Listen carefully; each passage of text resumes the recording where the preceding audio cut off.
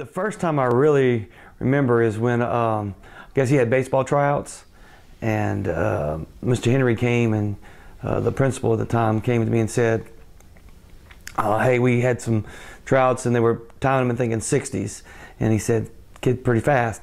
And so I said, you probably need to get in for your track team. So I went down the hall. I remember that day, went to the hall, on the hallway, in the lockers, and talked to him, and he was a polite young man, and asked if you gonna come out for track, and he said, sure. I mean, when I knew he was fast, because I would try to chase him in junior high, but I didn't realize that he was gonna be football and baseball and everything, and in track. But yeah, it was definitely surprising. Oh, John was, you know, Michael Vick of Berwick High School. I mean, he was multi-talented. He's done a sport John couldn't play, or at least attempt to play, and, you know, exceeding.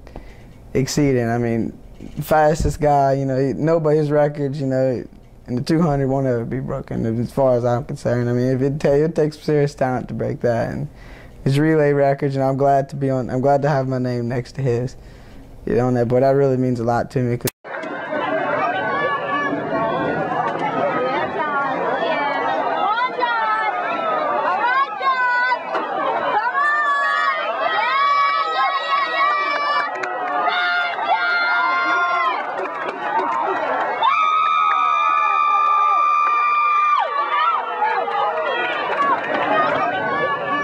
Going to track meets and watching John run was one of the funnest things in high school for me, and are some of my best memories are watching John run and being able to be a part of the John Melvin hype and cheer him on, knowing that I knew that guy that ran really fast. The first meets, I mean, he was just trying to get in shape. I mean, track shape, but you could tell he was good.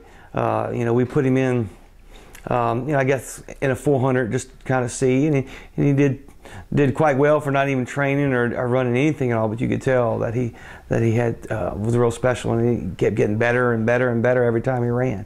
And so, you know, I guess just that first year, you know, we were seeing him doing those things. I always knew he ran really fast. I don't know that just because I knew him from when he started track as a freshman. I had just started my sophomore year then. But I always knew him from when he started running, and we said, yeah, this guy is fast, and he was fast, even as a freshman, which was kind of an exceptional thing. So you knew it was special, but I don't think I fully caught the gist of the John Melvin mania with track until a year or two later, when you would go to track meets and everybody there was looking for John Melvin because of his name and the speed associated with him. Perhaps people didn't always expect him to be a skinny white kid. Oh, I never thought he reached his full potential, I guess, football-wise, because he had blazing speed. You know, I think we even were looking for him, maybe at a quarterback running the ball. But the main thing I remember a lot of times when we had him back there punting, and if it was bad, well, he just took off and run. I mean, they weren't going to catch him. You can get a first down for us.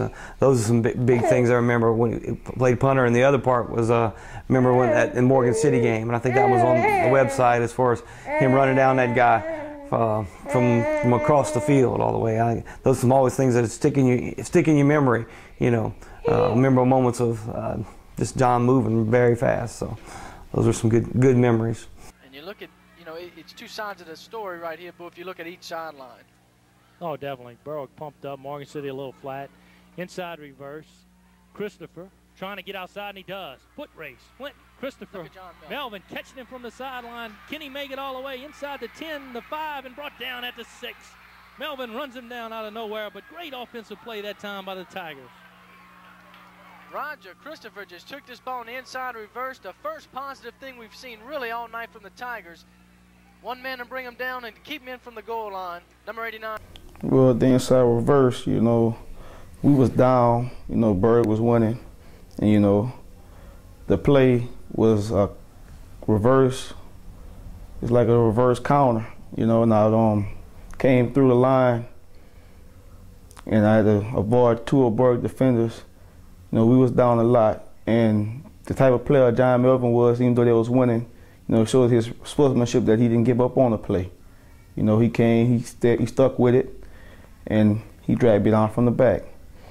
I commended him on the play, you know. It was a nice play on his part, nice play on the team.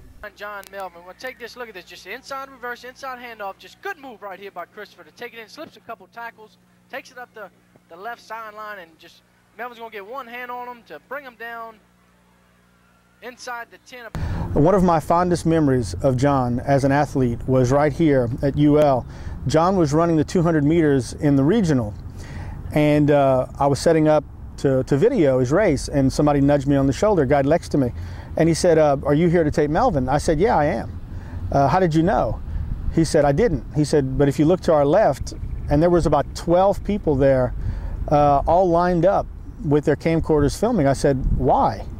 And he said, an athlete like that only comes around once in a lifetime.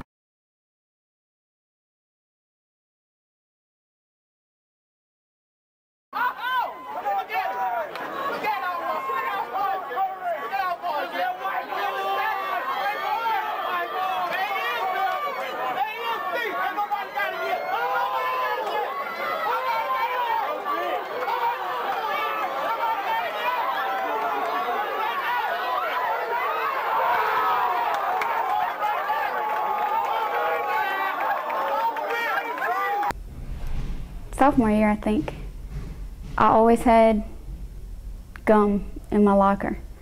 And after lunch, he would come. I never talked to him any other time in school. He would come to my locker for a piece of gum every single day after lunch. And he was friends with Aaron because they both ran track together. So he would hang out with us for a little while, get a piece of gum, and then head on down the hall to do what he always did after lunch. Which was just cut up and run around in the halls.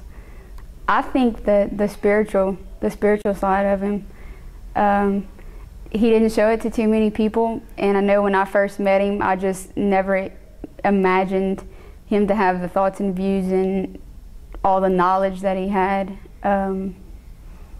spiritually. I mean, and not too many people knew about that that side of him, but that was all that I ever saw in him, was the spiritual side. He always, I mean, he was his worst critic naturally.